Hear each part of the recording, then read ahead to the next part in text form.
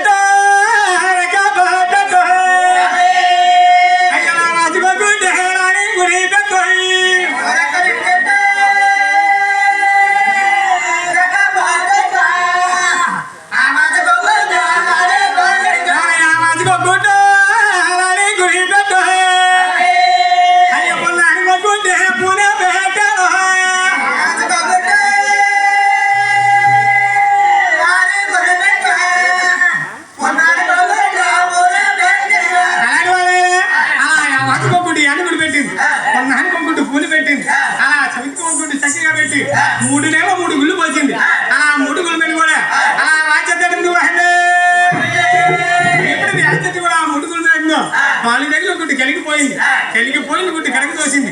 అప్పుడు యాచతి కూడా జోడుకుండా ఎప్పుడు యాచతి కూడా జోడుకుండా పట్టు చాలు గుడ్డు పైకి తొలిగింది. రెబ్బ తగిలి గుడ్డు పగిలిపోయింది. కింద పెంచిపోయి పుల్హాని మీద పెంచి కూడా యాగాజమాయి చుడిదిరిగి పుల్హాని కూడా చుక్కలు పోలింది. నడివి సందర్భం కూడా సూర్యచంద్ర తూర్పు రాజు సూర్యుడు వేస్తున్నాడు, పరమడు రాజు చంద్రుడు వేస్తున్నాడు. ఎవరు రాజు వాళ్ళు వేలుకుంటున్నారు. అప్పుడు యాచతి కూడా వండుకుంటూ ఎప్పుడు యాచతి కూడా వండుకుంటూ ఒంటిగుడ్లోని కూడా తిరుమతుల ముగ్గురు జన్మాలు అవుతున్నారు. విష్ణు వేసుకుంటూ బ్రహ్మ ముగ్గురు కూడా జన్మాలు అవుతున్నారు. ముగ్గురు ఒక చోటు ఈ ఉండలేక పాలించి భూములు కూడా పంచుకున్నారు మహిళ. అయ్యో పాలించి భూములు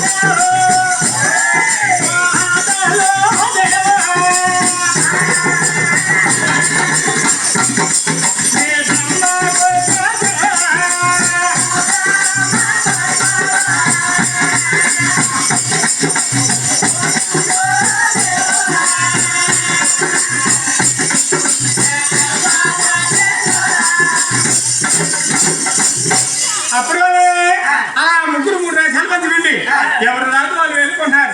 ఇలా కొంతకాలం గడిచిపోయింది. ఒకనాడు కానమంది కూడా యాచెత్తి కూడా కళ్ళు కబరు గమ్ముకు వచ్చాయి. అప్పుడు కూడా యాచెత్తి కూడా పురుషుడి కోసం భూములు ఎదిగింది. ఇలా 3 రథాలు వెతికి చూసి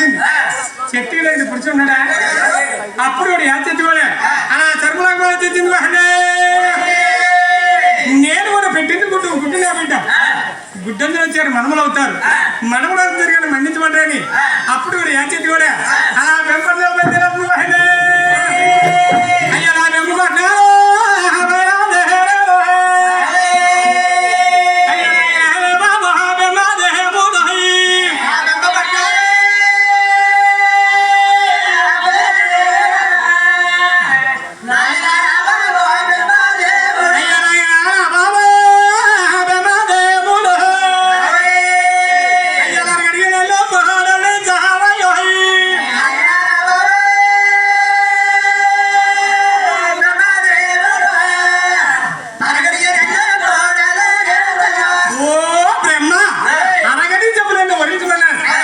అప్పుడు కూడా వెమ్మదేవుడు అన్నాడు అమ్మ నిన్ను నేను వర్ణించినట్టయితే ముందు కలియుగం కూడా పట్టునయ్యన్నారు పెరగనయ్యన్నారు కలియుగంలో భక్తులు కూడా ఎవరి తల్లికి వారే భర్తలు అవుతారు ఎంత మాత్రం వర్ణించలేనన్నారు అప్పుడు కూడా యాచెత్తి అంటారు నాయన నేను కూడా పెట్టింది గుడ్డు నా బిడ్డ మీరు గుడ్డందరూ వచ్చారు మనవలు అవుతారు మనవలు అవుతున్నారు కానీ మన్నించమన్నారు అప్పుడు కూడా బ్రహ్మదేవుడు కూడా ఎంత మాత్రం చేరి వరించలేనన్నాడు అప్పుడు కూడా యాచెత్తి కూడా ఆ ఎగంలో కోపం వచ్చింది వాహనే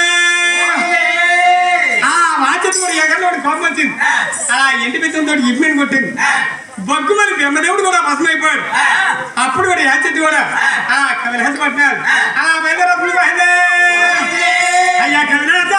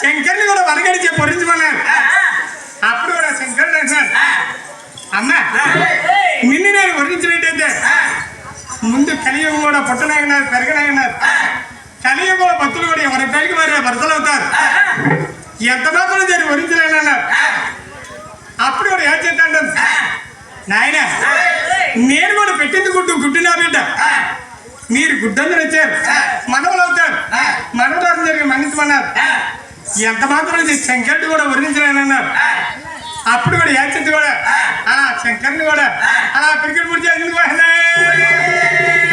అలా శంకర్ని కూడా పిడికిడి పూర్తి చేసి అప్పుడు కూడా యాచెత్తి కూడా అలా వీళ్ళ పాల్గొంటారు అలా బయలుదేరప్పుడు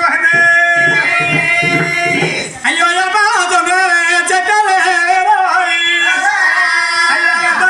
తల్లి లాయాది చెత్త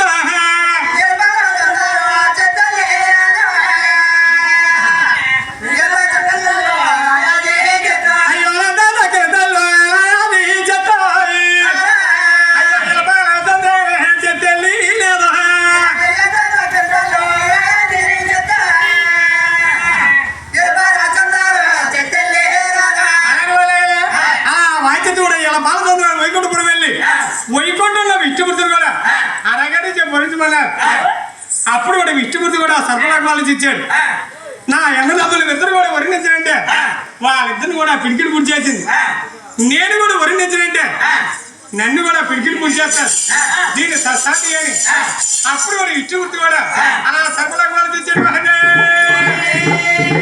అప్పుడు